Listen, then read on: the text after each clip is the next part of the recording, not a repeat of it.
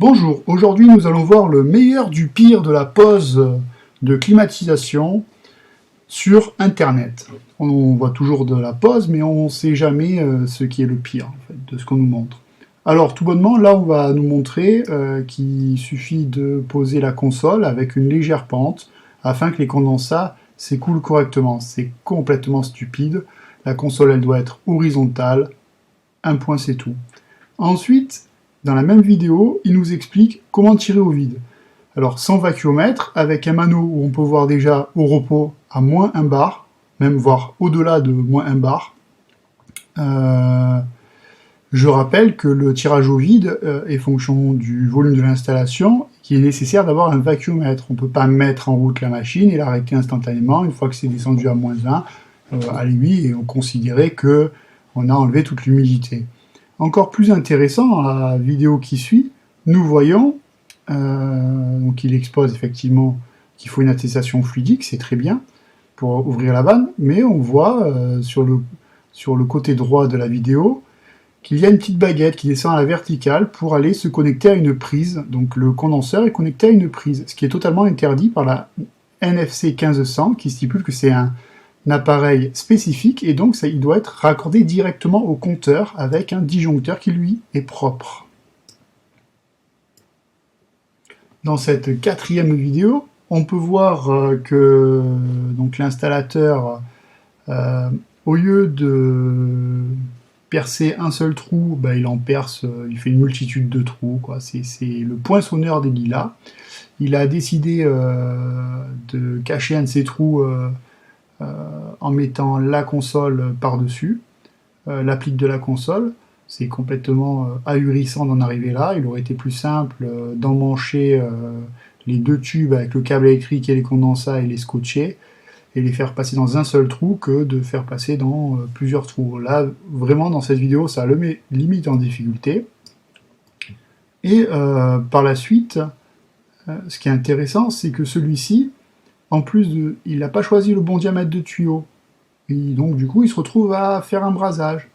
Alors, brasage qui fait bien sûr du côté de l'unité intérieure, mais aussi de l'unité extérieure.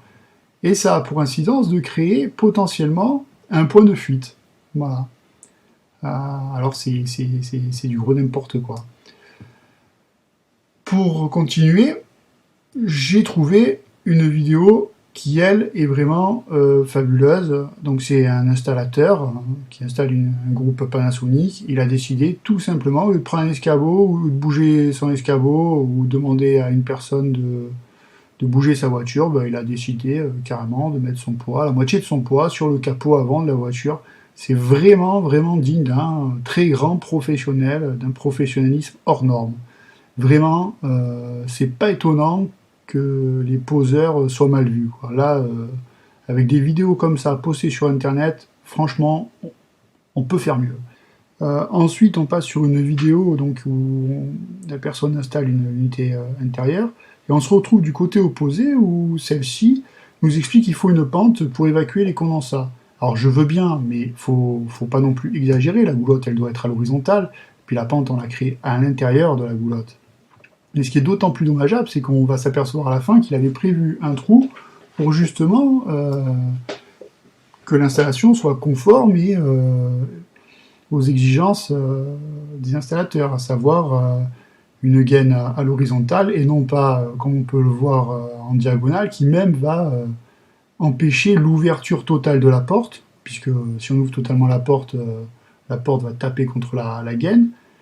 Et donc on voit bien le petit trou en haut là, que je vais vous marquer, qui permettait de faire passer l'ensemble des flexibles. Et le pire, c'est que la personne a percé du côté opposé, côté extérieur, un trou pour le passage total de ces flexibles. Donc c'était pas un avant-trou, c'est un trou total. Voilà, c'est quand même ahurissant d'en arriver là. Puis après, il nous explique voilà, comment il fait son branchement, tout ça. Reste à savoir qu'il ne nous explique pas où est-ce qu'il s'est branché électriquement, est-ce que ça vient du compteur, d'une prise, on ne sait pas. Voilà, c'est quand même très laissé aller, tout ça. C'était le meilleur du pire de la pose de climatisation que j'ai pu relever sur YouTube.